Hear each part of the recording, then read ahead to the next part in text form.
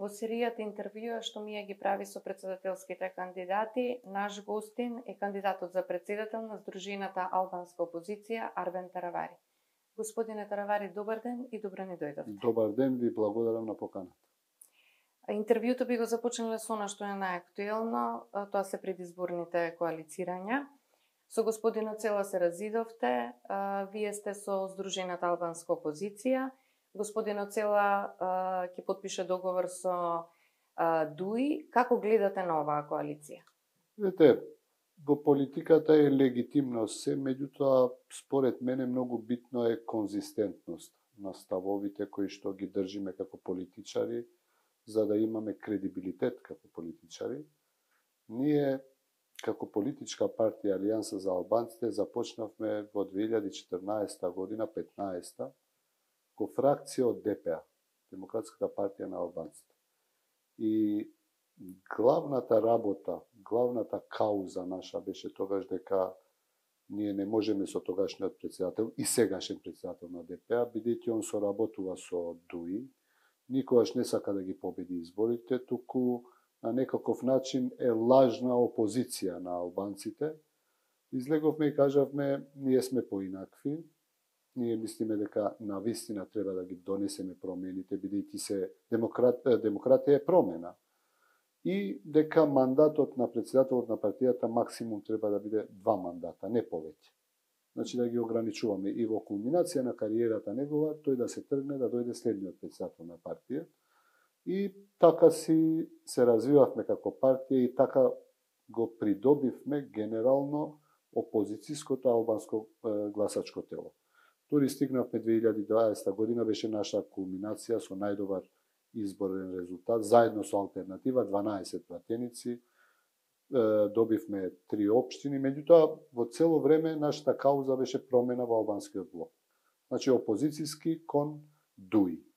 И сега во партијата со Алијанса за албанците еден период влеговме во владата, нели беа препораки на повеќе битни центри, да речам за нас, дека треба да се даде простор за уставните промени.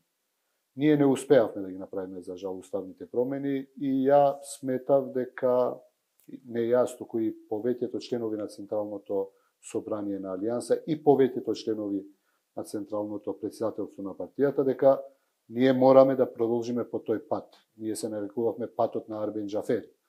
И патот на Арбен Џафери беше промената во албанскиот блок. Не да се доближиме на ДУИ, да бидеме, да речам, тие што ќе ја спасуваат ДУИ. Нормално тука се разидовме, господинот Цела мислеше дека еднаш дека сами треба да излеземе, а јас имав информации дека он е зближен многу со господинот Ахмети. Ја кажав и со него кога зборевме и во Централното претседателство дека ако одиме ние сами, ќе земеме неколку пратеници и опозицијата албанска ќе земе неколку пратеници, едно е сигурно, дека ДУИ ќе победи.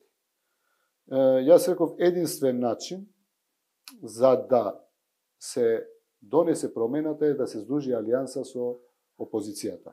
Бидејќи албанците во Македонија од 2011 година гласаат против ДУИ. Ќе ме прашате зошто против ДУИ кога ДУИ победува.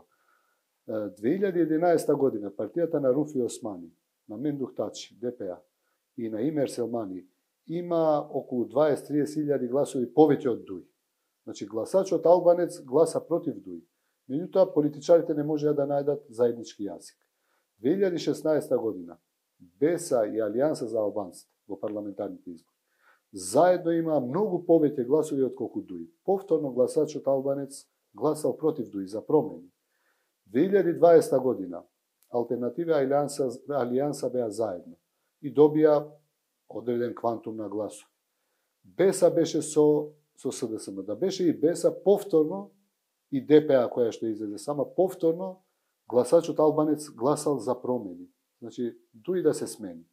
И сега што се случи? Се случи да Алијанса за албанците повеќето, можам да кажам 90% од членовите на, не членовите, и гласачите на Алијанса за албанците, бара од мене да бидам со народот, да бидам со каузата на Алијанса за албанците, да дадам можност за промените. И ние одлучивме да одиме со албанската опозиција, еднаш да бидеме сите заедно. Господинот Цела и дел фракција од партијата, генерално функционери на Алијанса за албанците, одлучија да бидат дел од фронтот со господинот Ахмети, што е многу легитимно.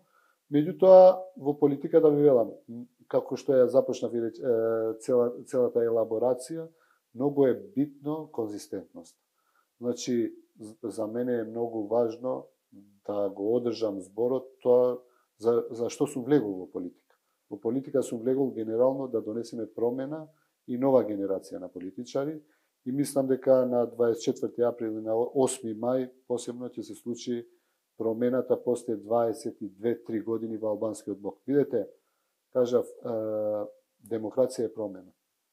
Демократија е промена. Промената е надеж. Може би е лажна надеж, меѓутоа е надеж. Во македонскиот блок веќе се случуваат 2-3 пати, 4 пати премиери се менуваат, во албанскиот блок останува иста гарнитура на политичари. И за доброто на ДУИ е добро да оди еден период во опозиција. Една партија не е партија ако не отишла никогаш во опозиција. И за државата е добро, многу се инфилтрирани во сите институции, дури имаат веќе и токсичен ефект во институциите, а и трето, и за албанците, да видиме една нова генерација на политичари како ќе раководат. Нели, Гостивар Тетово се пример на многу подобро менаџирање на општините отколку нашите претходници кои што беа градоначалници од ДУИ, така да многу легитимно е, го почитувам и ставот на господинот Цела, тој мисли дека треба да се биде со ДУИ, нека си продолжат со ДУИ. Ние ќе го водиме нашиот надпревар, нашата политичка битка, за да го одржиме нашиот збор за тоа што почна. Дали по ова, во вториот круг, доколку не добиете поддршка, односно не влезете во вториот круг, ќе дадете поддршка на ВМРО, затоа што и лидерот на ВМРО оди со став дека ДУИ треба да оди во опозиција? Не, дека ДУИ треба да оди во опозиција, тоа го кажуваат и повеќето албанци. Велам, од 2011 година гласачот гласа против ДУИ. Проблемот е кај политичарите што не можат да бидат заедно. И сега, видите, господинот Ахмети ги собра сите тие што беа негови играчи во одредени партии. Сега да не ги спомнувам неблагодарно имињата. За вториот круг на претседателски избори, јас се надевам дека има реални шанси да се помине. Меѓутоа, ако не се помине, тогаш ќе седнеме и ќе одлучиме како. Генерално мислам дека не можеш квантумот на гласови што ги добиваш како поддршка, да му ги дадеш во пакет на некој. Тоа е невозможно да се контролира.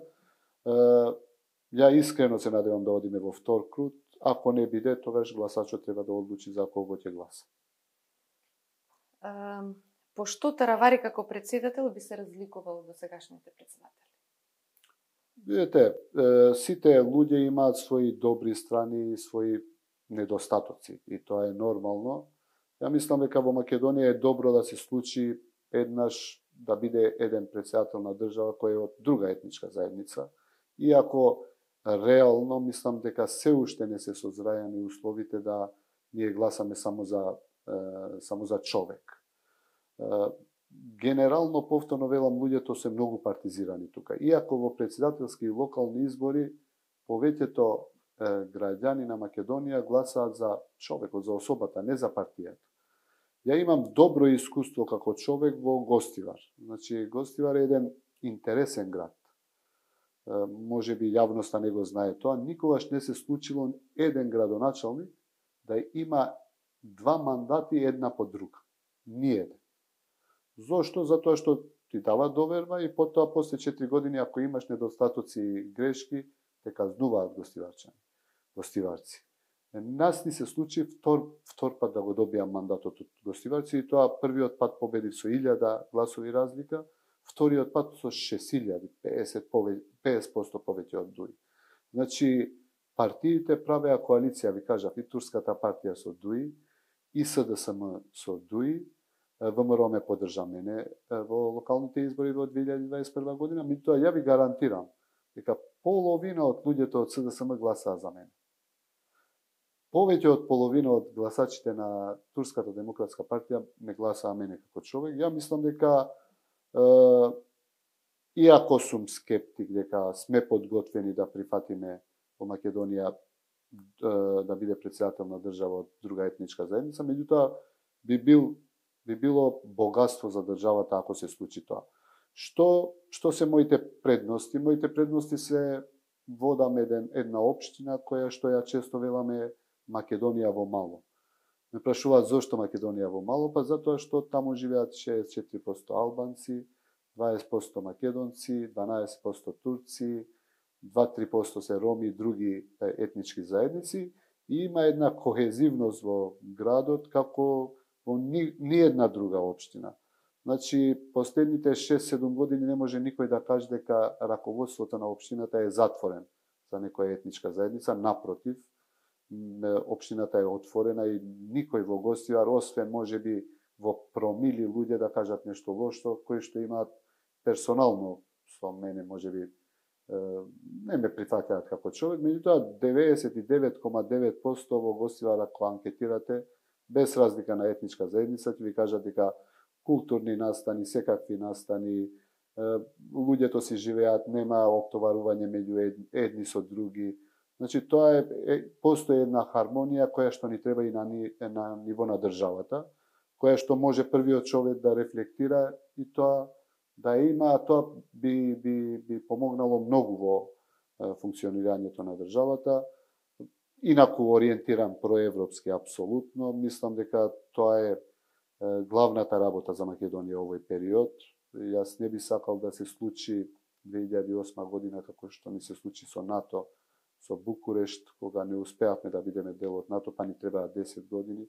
Мислам како претседател на државата можам да фасилитирам и да катализирам исто, за да тој процес се случува што побрзо, бидејќи сите ние тежнееме кон западни вредности и ако гледате имаме страшна миграција во државата, никој не ни оди ниту во Кина, ниту во Пакистан, ниту во Турција, туку сите одат во Германија, Швајцарија, Америка, Австрија, Италија, во државите кои што се дел од Европската Унија. Само на таков начин можеме да ја намалиме миграцијата, кој што е глобален феномен, меѓутоа многу изразен во Македонија. Замислете, од 2011 до 2019 година од Македонија се иселени 800.000 луѓе.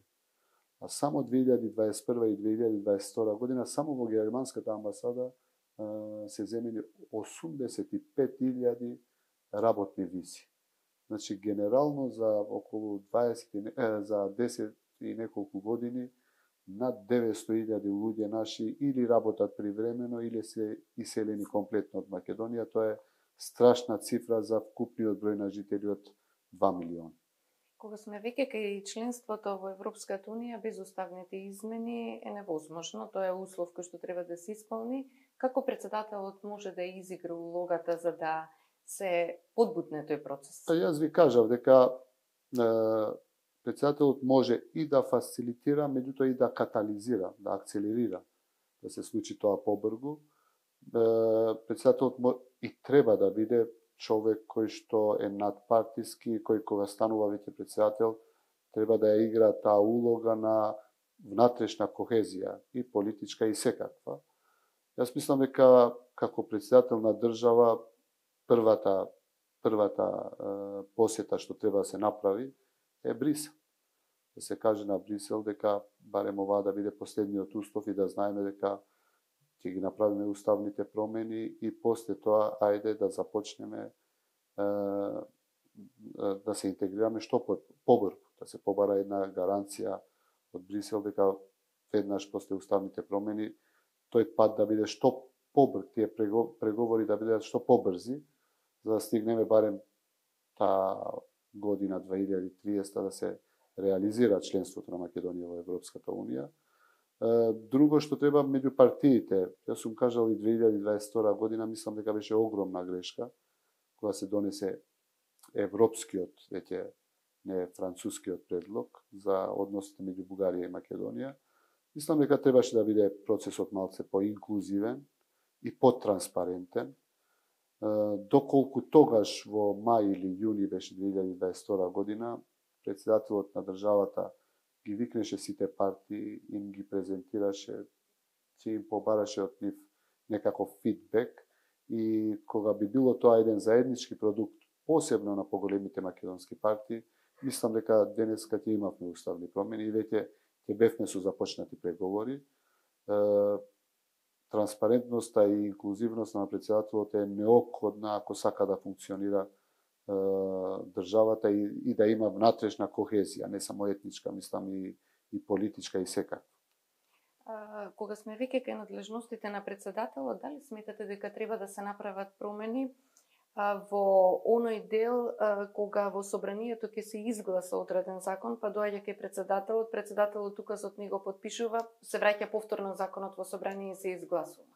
Ние излеговме пред месец дена со еден предлог за ако започнеме со уставни промени, ајде да разговараме и евентуално за нов устав на Македонија. Нели 91 година уставот е спремен само за 2-3 месеци, така кажуваше господинот Поповски, кој што беше бивш министер и еден од пишувачите на уставот на Република Македонија, а во меѓувреме се направени многу промени. Уставот ни е многу крпен и некако не одговара на реалноста во Македонија. Мислам дека треба да размислуваме во овој правец и во правец на избор на председателот собрание. Што ќе се постигне? Видете, сега ќе ви кажам. Например, ингеренциите на председателот во Македонија се слични на тие кои што ги има Германија, Грција, Албанија и во сите овие држави по парламент се избира председател. Или да размислуваме евентуално да му дадеме на председателот повеќе ингеренции на државата. Во која смисла повеќе? Па да има и екзекутивни функции. Ние сме, знаете, парламентарен систем, политички систем. Ако сакаме, ајде да размислуваме и за евентуално за председателски систем. Меѓутоа за Македонија, барем според експертите, јас сум лаик по тоа, ми кажува дека овде во Македонија и генерално во балканските држави, зборам и за бивши југословенски републики, подобро е да функционира парламентарниот систем. Значи председателот да биде со овие ингеренции што ги има, евентуално може дискретно да се зголемат и во надворешна политика, и во евентуално и во влијанието негово во кохезивноста, и во одредени закони, и влијанието во судскиот систем како еден авторитет кој што е над партиите. Меѓутоа, треба оваа дебата се отвори, а дебатите најубаво е да се отворат кога има избори, кога се кампањите. Нели во кампањите има и многу дебати меѓу кандидатите, и во парламентарни и во председателски избори. И мислам дека овие теми треба да ги разговараме меѓу нас отворено, се со цел да постигнеме продукт кој што ќе биде поприфатлив за сите нас. Очекувате да добиете гласови не само од албанската заедница, туку и од македонците, и од турците, и од власите. Како планирате да го постигнете тоа? Видете, јас не се надпреварувам прв пат. Вие ќе кажете сега е на државно ниво. Токму така. И на државно, меѓутоа, општината е мала држава. Мала држава. Општината е локална власт и таму се надпреваруваш со луѓе од кои што бараш подршка. Јас сум доктор 26 години и мислам дека ништо не сум постигнал во животот преку политиката. Се е постигнато преку мојата професионална кариера, мислам во професионалниот аспект. Сум универзитетски професор, ме знаат многу студенти, пациенти, колеги, луѓе со кои што комуницирав и како професор, и како лекар. Меѓутоа ме знаат и како човек кој што раководел една институција. 2017 само ќе ве потсетам. Например, 2017 ја раководев со едно министерство за здравство, само за 100 дена. И имаше една анкета на Меѓународниот институт, Републикански институт ИРИ, во Македонија за колку граѓаните веруваат во министрите. И тоа беше кулминација на кариерата на господинот Заев како премиер. зборам 2017 година. Јас бев, ние, екипата, не само јас, во Министерството за здравство со доверба над премиерот. Успеавме да ја вратиме довербата на луѓето во институцијата Министерство за здравство. Генерално во Македонија недовербата е во институциите, не е недовербата во функционерите, значи во луѓето кои што ги вршат. Институциите се претерано политизирани. Кога ќе ги отворите нив, се добива доверба од луѓето. Ја повторно на Ирите се повикам во една анкета која што се објави сега, веќе е јавна од пред 2 месеци, мислечни 2-3 месеци, неколку општини во Македонија. И јас се радувам кога, например, цитирам еден граѓанин од општина Гостивар, кој што вели Таравари ја отвори општината и ја направи општина за сите. Што навистина се гордеам со тоа што еден човек размислува така. Мислам дека по професионалноста и како лекар и како универзитетски професор и по тоа како раководев институција и Министерство за здравство и општина Гостивар без никакви скандали, без никакви афери. Мислам дека Македонија е мала држава. Секој 4-5 ако зборувате, ќе најдете врска со било кого во Македонија. Ја мислам дека меѓу нас се знаеме и не дека се надевам. Јас сум сигурен дека ќе имам доста поддршка од другите етнички заедници, иако генерално, јас сакам да бидам искрен до крај, нашиот најголем таргет е албанскиот гласач. Меѓутоа, реално очекувам добра поддршка и од македонскиот гласач, и од бошњачкиот гласач, и од турскиот гласач. Бидејќи комуницирам со тие луѓе, повеќето или многу ме знаат, а тие што не знаат, сигурно слушнали од некој нивен близок. Така да, на крајот на краиштата, граѓанинот, суверениот е тој што одлучува, гласа и дава доверба на некого. Тоа е најголемиот долг што го имаш према граѓанинот. Значи, ако му должите на некого нешто, и може да му се врати. Меѓутоа, гласот е нешто што е свето, што не може никогаш да се врати, или само на мал број на луѓе кои што би се кандидирале, би му вратиле со глас. На 24 април, суверениот ќе одлучи за кого ќе има најголема доверба. Јас знам дека тие што се партиски луѓе генерално гласаат за партиите, меѓутоа 40% на луѓето не се во партии. И тие се уште неопределени и таргетот секогаш е кај луѓето кои што се неопределени и тие одлучуваат кој би победил. Доколку бидете избран за претседател, како господинот Таравари како претседател ја гледа државата по 5 години? Каде ја гледа државата по 5 години? Јас се надевам без разлика кој ќе биде претседател на државата, сепак јас сум граѓанин тука живеат и моите деца, и моите роднини, и нашите пријатели, сите луѓе сме тука едно поголемо семејство. Јас би сакал Македонија да го продолжи европскиот пат и после 5 години, тоа е 2029 година, да бидеме на праг пред завршување на преговорите со Европската Унија, да знам дека во Македонија сега сме дел од НАТО, што ни дава одредена, да речам така, лагодност или да бидеме посигурни дека ништо не може да се случи во државата, без разлика на сите кризи кои што се случуваат во светот и во регионот, дека сме под еден сигурен чадор. Би сакал да знам дека 2029 година наскоро ќе ги завршиме преговорите 2030, да бидеме дел од Европската Унија, а во меѓувреме кога веќе сме ги започнале преговорите, би сакал во Македонија во меѓувреме да има многу инвестиции. Како што има во Србија, како што има во Косово, како што има во Албанија, како што има во Бугарија, да знам дека во Македонија ќе можеме да ресорбираме многу фондови европски, со кои што ќе инвестираме во инфраструктурата во Македонија, да знам дека ќе имаме многу поубава држава во која ќе функционираат институциите на системот и во која ќе имаат се поголема доверба нашите граѓани.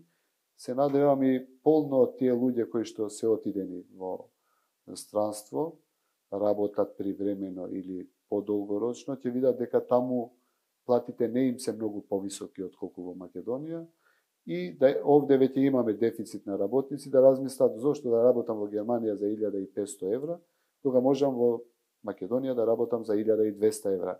Сега тоа чисто го кажувам да се зближат просечните плати, да бидат се повисоки во Македонија и да биде држава во која што ќе биде пример за Балканот, во која што луѓето ќе се живеат сложно и убаво и во добра економска кондиција. Господине Таравари, ви благодарам на интервјуто. Ви благодарам за можност.